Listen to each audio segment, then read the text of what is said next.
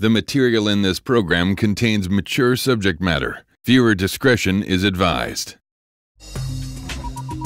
Welcome back to 16 by 9, the bigger picture.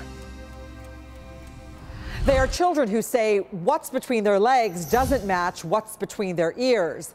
And how to cope is at the center of the controversy between parents, psychologists, and psychiatrists.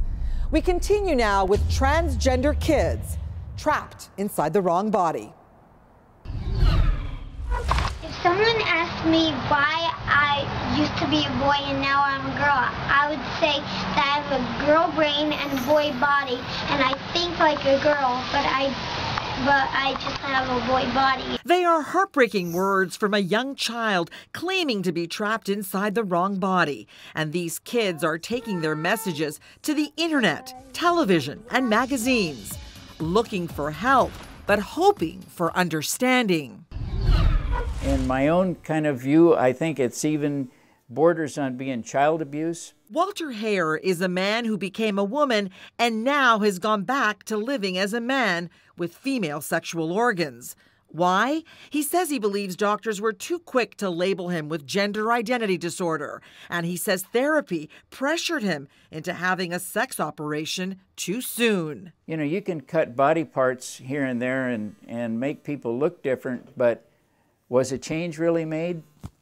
I don't think so, and I realized from my own life after the surgery, nothing really changed except what I wore and what I presented myself to be. And you can do that without having surgery.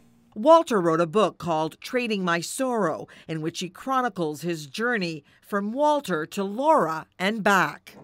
Laura wasn't real. Laura was a fantasy, made-up, surgical gender. He fears for the growing number of gender-confused children. I think it's really a bit presumptuous of anybody to suggest that they can, at the age of 4 or 5, tell whether somebody really wants to be a different gender or not. I don't think gender identity disorder is real. Carol Ballard is a mother of 7-year-old twin girls, and one of them doesn't want to be a girl.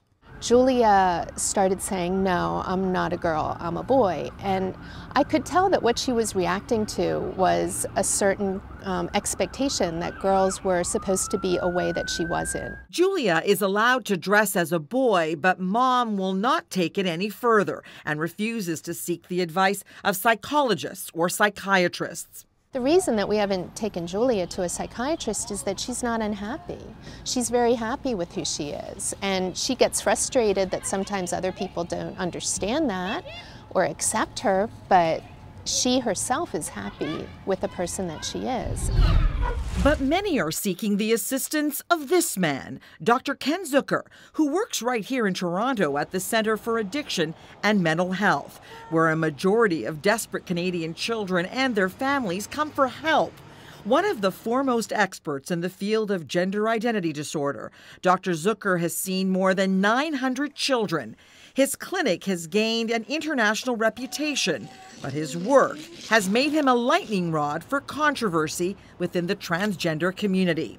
In an article for a French psychiatric journal, he writes about possible therapeutic intervention for very young children that includes promotion of same-sex peer relations, encouragement of gender-typical and neutral activities, limit setting of cross-gender behaviors, and dialogues on gender between parent and child.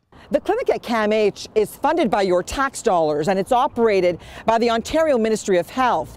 Dr. Zucker has an international reputation, but despite our repeated requests for an interview over a 2-month period, CAMH refused to allow him to be interviewed on the premises.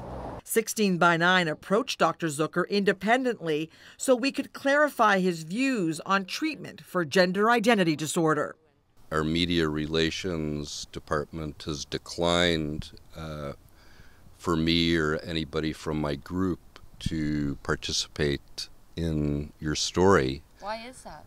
And so That's all I'm going to say. And later, Cam H sent us this statement. Dr. Zucker's therapeutic approach has no relationship to the so-called reparative or sexual conversion therapies that attempt to change homosexual orientations to heterosexual ones.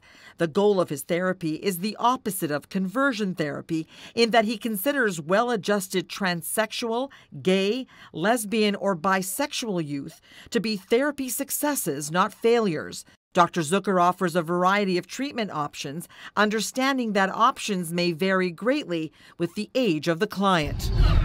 Gender is something that happens between your ears, and sex is something that happens between your legs. Herschel Russell, a psychotherapist and a female-to-male transgender, is just one of Dr. Zucker's many critics. You can't deprogram anybody. It doesn't work. You can't deprogram anybody. If we're going to be gay, lesbian, or bi, we're going to be gay, lesbian, or bi. If our gender identity is going to change, our gender identity is going to change. In his writings, Dr. Zucker also discusses parents and the way a child is raised as a source of gender identity confusion. That has enraged many. The parents will be told that probably your child's gender behavior is because of something you did. You're an overengaged mother, you're a too distant father, the divorce has upset your child, something like that. That is Zucker's belief, that gender identity problems are caused by problems in the parents. That's what he believes. Carol says she is angered by some of Dr. Zucker's approaches. Why are we allowing children to be forced to conform to these absurd stereotypes in order to make the rest of us feel more comfortable, or so they will fit in some way in their school? In the meantime, society will have to grapple with gender reassignment being offered at a younger and younger age, and we watch to see how these delicate lives are affected. And I think that it's really important that I'm actually able to live my teenager years now and, just have fun, enjoying my youth. I couldn't till the surgery. So it's great that I can just be a normal teenager now. Still to come on 16 by 9. I don't think I'm going back to New Orleans. Why such a hard deadline for these residents, I think is... No, it wasn't a hard deadline. In fact, 5 years is a pretty solid commitment. That's all coming up.